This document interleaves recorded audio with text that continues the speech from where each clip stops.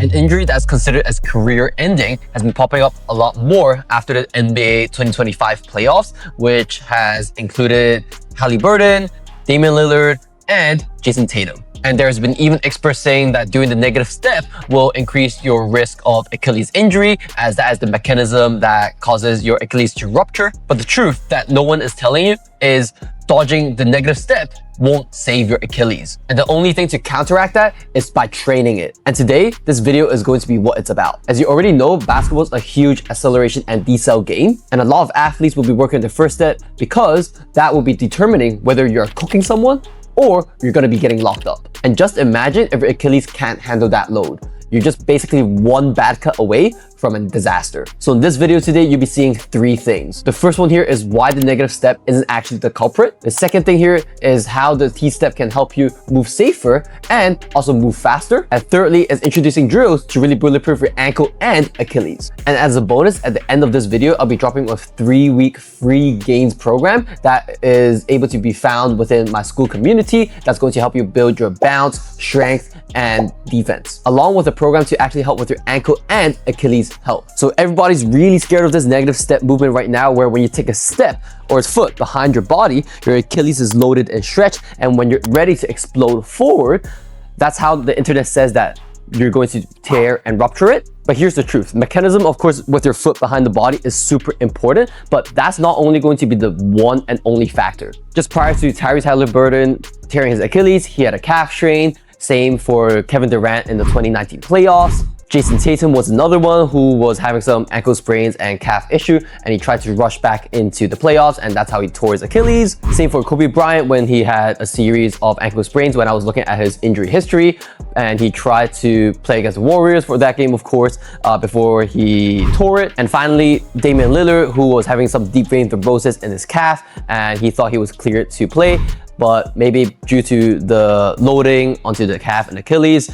and the calf not being able to hold the tension the right way, and the Achilles was needed to compensate a little bit more, which caused the tendon to finally rupture.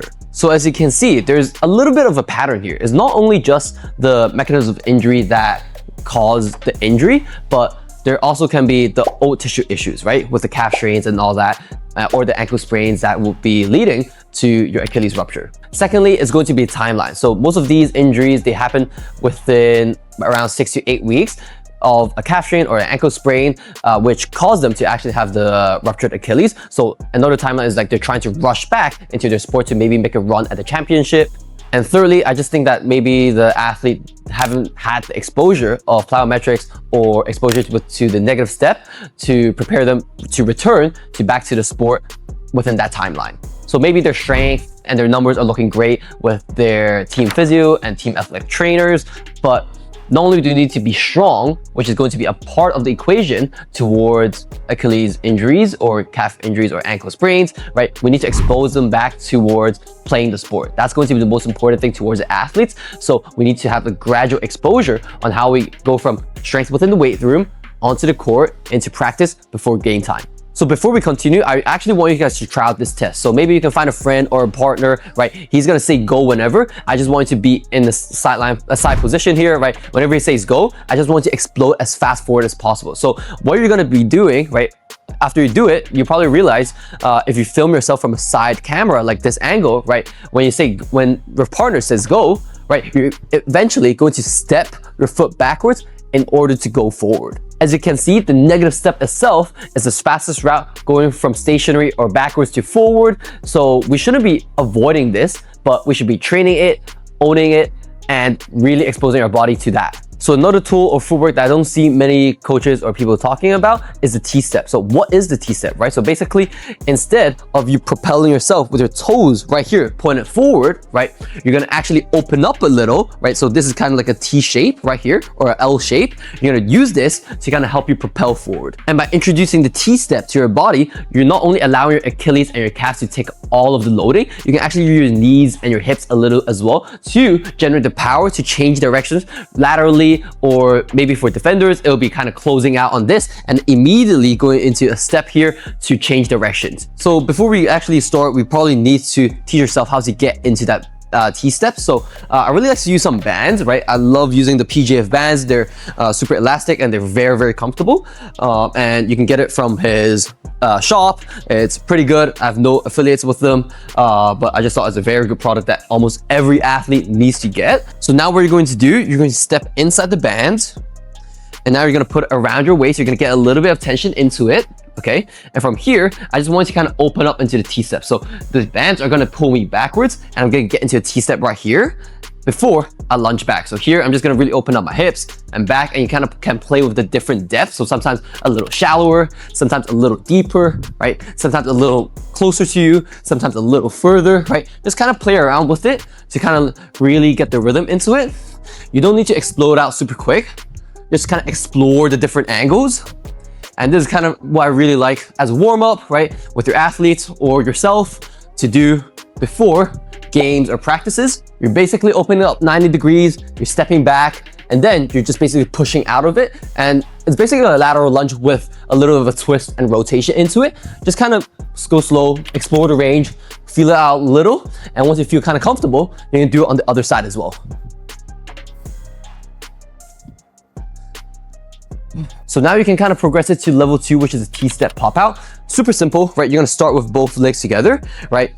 This doesn't really require a lot of space, which is good, and it can really challenge your footwork and your twitchiness. So from here, you're just gonna basically step with this foot first. You're gonna bound backwards, right? You can go back forward, come back together, and then you're gonna go this way and coming back. So it might look complicated. You can do it all on one side first before you do it on the before you kind of put both together, doing left and right together. So let's say this is level 2.1, so it's gonna be a little simpler. So here you're just gonna open up, back, up, back, up, back. So now you can kind of go a little further, being a little more reactive, exploding out. And once you feel pretty comfortable, right, you're gonna do one here, switch, boom, and again, this is maybe level 2.2.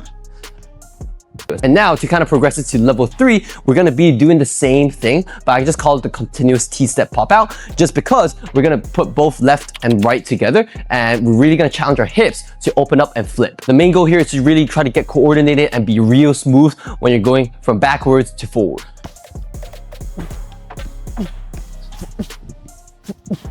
So as you can see, when I come here, I'm actually not rushing myself. I'm like taking my time here. And the moment I try to step back, right, I try to really explode back and being reactive here to push myself back out before I switch to the other side.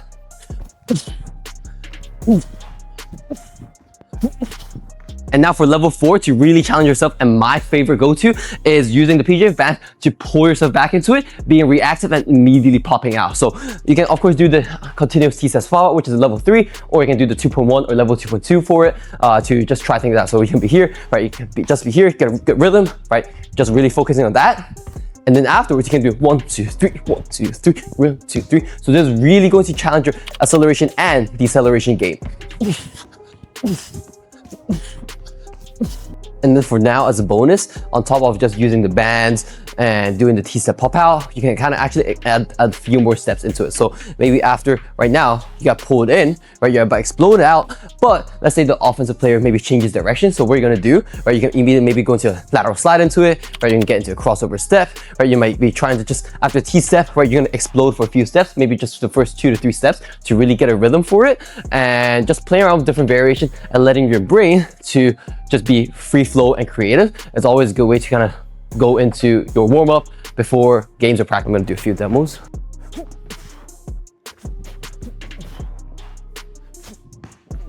And now we bulletproof your Achilles with some of the drills I'll be showing you right now to turn that weakness into a strength and bulletproof it to become a weapon. So one of my favorite variations for this is the Cal Dietz, I think spring ankle 3 ISO. I'm not sure, but he has quite a few. He has 5 variations of spring ankles.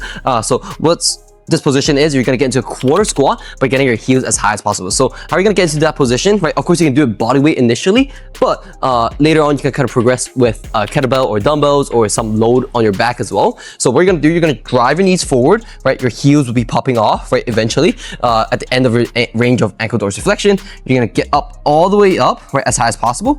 And then I want your forearms to be against the wall, your forehead against your elbows, and then you're gonna get your heels as high as possible, really holding this position, right? And you're gonna be holding this position for maybe 30 to 45 seconds, and it should be pretty damn challenging.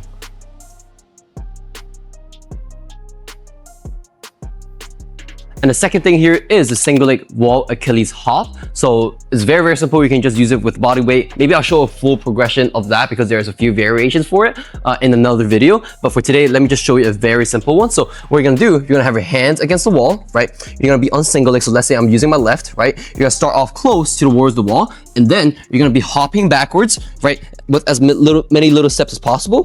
And then you're gonna be slowly hopping back forward. So this is really gonna gradually expose your Achilles to that foot behind your body and just loading your Achilles and calves in a different way, just not always like in front of you or like always kind of under you, like most vertical plyos. We're really trying to expose our lower limb to behind our body, so that is gonna help us with propelling forwards, accelerating in game. Maybe I'll show you two variations. So first one here, you're just gonna hop forward backwards, right? And slowly coming up and then down and then up. Pretty simple, right? And of course, you can just kind of do it with 3 hops back, 3 hops forward. So it's kind of like a 1, 2, 3, 1, 2, 3, 1, 2, 3, 1, 2, 3. You want to make sure your knees are slightly bent the entire time. So you don't want knees to be completely extended, right? Just keep it a little bit bent, which is what's going to happen when you accelerate forward in games.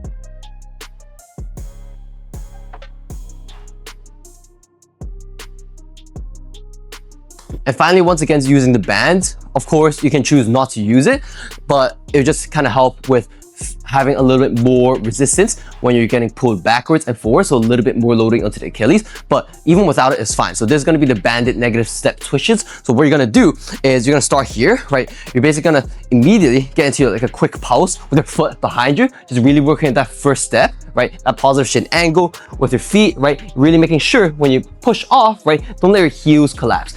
If you see your heel collapse, it means that you need to work on the spring ankle iso a little bit more before you progress to these variations, so that we can reduce the likelihood of any Achilles or calf or ankle injuries. So here, what we're gonna do, right, we're just gonna stand up straight initially, 2 foot together, and then we're gonna just step a little and go back. Again, boom, and go back. Of course, as you feel more comfortable with it, you can get into a more aggressive position with the torso as well. So if you want to start off with, right, just like this, right, keep your body relatively upright, stepping backwards, right, making sure it's stiff with your ankles. And then afterwards, if you want to, you can really kind of get into this body lean into it as well, to really be a little bit more aggressive, almost ducking your shoulder into it as well, like how you do a jab step. So almost when you kind of get out here, right, you can catch and you're gonna go.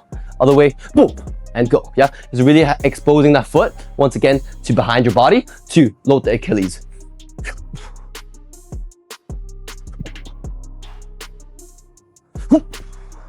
And those 3 drills I showed you are what I basically do with my own athletes who are dealing with Achilles injuries, and they are the 3 things that really will help with building your power, your speed, and having a safer movement transfer.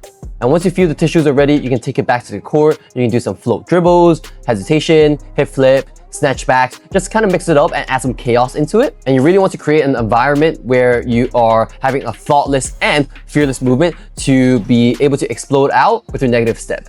And one of my athletes in high school, for the 5-10-5 drill, he's able to cut down his change of direction by 0.3 seconds in 4 weeks time, as well as another female hooper who had Achilles pain for a long time and now is basically vanished mid-season. So it's really good to see some of these small tweaks are helping them with gains on the court. At the end of the day, durability to win games, nobody wants a Ferrari with 3 wheels on only. You train the moves, you train the tissues, and you become a hooper or defender that nobody wants to see. And if you're serious about unlocking your first step and building a bulletproof lower body, I basically built a 3 weeks free gains chamber program that is going to be a blueprint to get stronger in the weight room, springing on the court, and a defensive pass with the right footwork. So hit the link in the group description to grab it for free as within my gains chamber community, and make sure to subscribe so that you don't miss the next drop.